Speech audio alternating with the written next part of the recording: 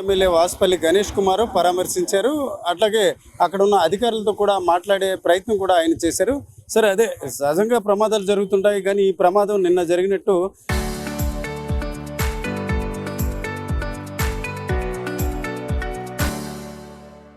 దాదాపు 4 గంటల నుంచి వాళ్ళ కుటుంబాలకు కొంత వరీ అవుతున్నట్టు. అయితే అధికారులు సరిగ్గా రెస్పాండ్ అవ్వలేదు అని వారి కుటుంబ సభ్యులు ఆరోపిస్తున్నారు. మీరు కూడా వాళ్ళతో మాట్లాడారు కదా, ఏమి వాస్తవం? ఇది 100% వాస్తవము మీరు చెప్తుంది. షియర్ కేర్లెస్ గవర్నమెంట్ ఇది. ఎందుకంటే వీళ్ళు మత్స్యకారుల యొక్క ప్రాణానికి వాల్యూ చేయలే. అదే నేనే ఎమ్మెల్యేగా ఉంటే ఈ 6 వెంటనే సేఫ్గా వచ్చి ఉండేవారు. అందుకని మేము ప్రతి మంగళవారం కూడా ఇక్కడ దర్బార్ పెట్టేవాడిని, ప్రజా దర్బార్. ఎందుకంటే మత్స్యకారులకు వాయిస్ ఉండదని చెప్పి నేనే వాళ్ళ వాయిస్ వినిపించేవాడిని.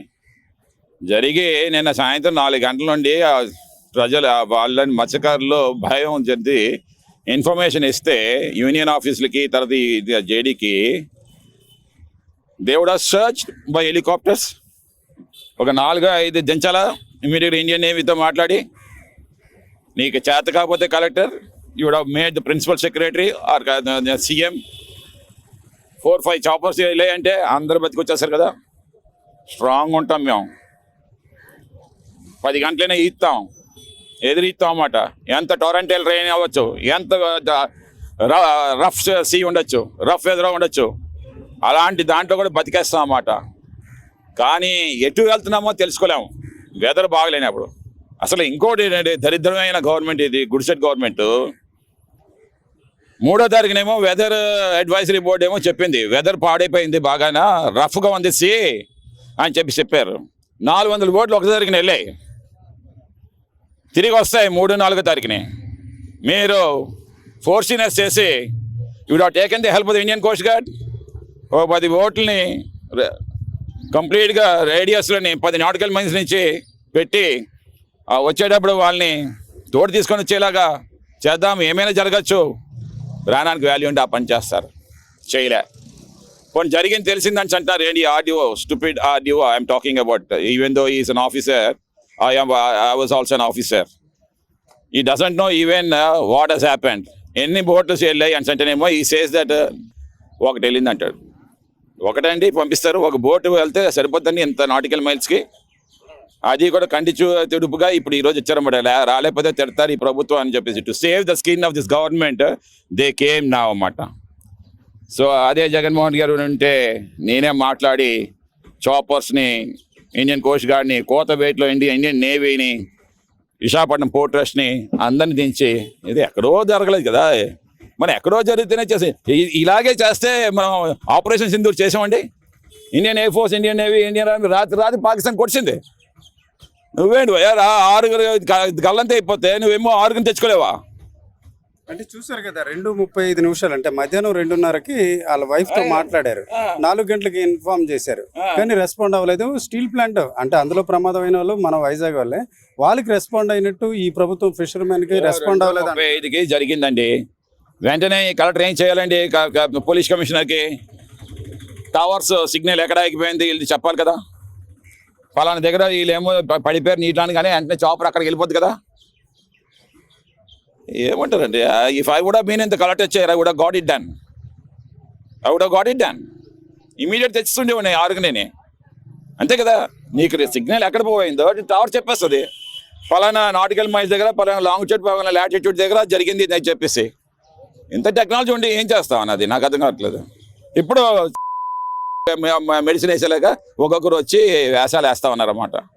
దిస్ ఇస్ కేవలం ఏంటంటే మత్స్యకారు లైఫ్కి కేర్లెస్, ప్రాణ వాల్యూ లేదు ఇక్కడ. నేను చెప్తా ఉన్నాను ఈ ప్రభుత్వానికి, నువ్వు ఇప్పుడు ఎతికినా సరే బాడీ కూడా దొరకదు.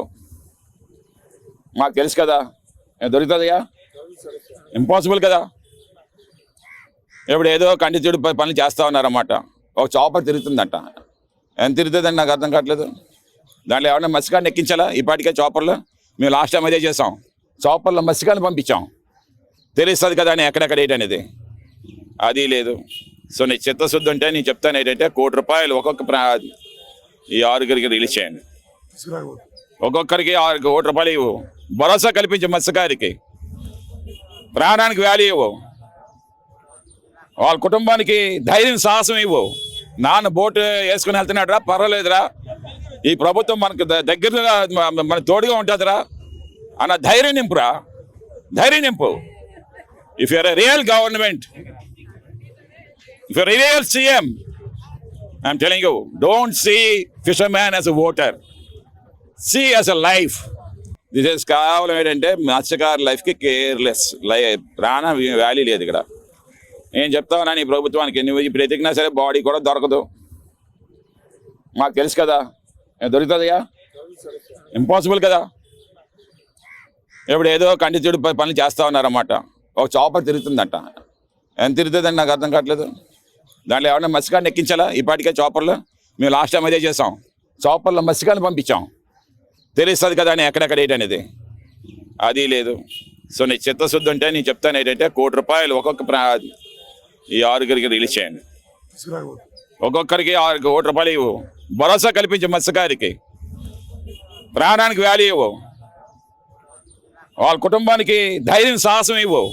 నాన్న బోటు వేసుకుని వెళ్తున్నాడురా, పర్వాలేదురా, ఈ ప్రభుత్వం మనకు దగ్గరగా మన తోడుగా ఉంటుందిరా అన్న ధైర్యం నింపురా, ధైర్యం నింపు. If you're a real government, if you're a real CM, I'm telling you, don't see fisherman as a voter, see as a life.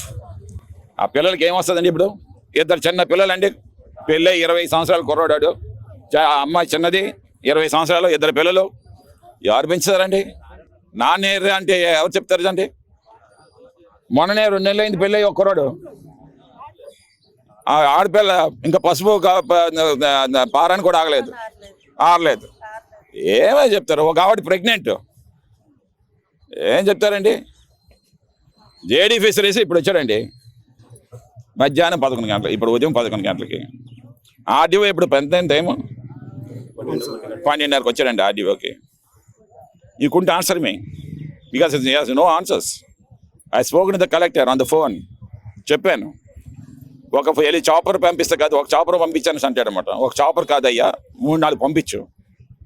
ఒక కోస్ట్ గార్డ్ బోటు, అది కాదు, ఒక 5-6 బోట్లు పంపించు, ప్రాణానికి వాల్యూ ఇవ్వని చెప్పాను అనమాట.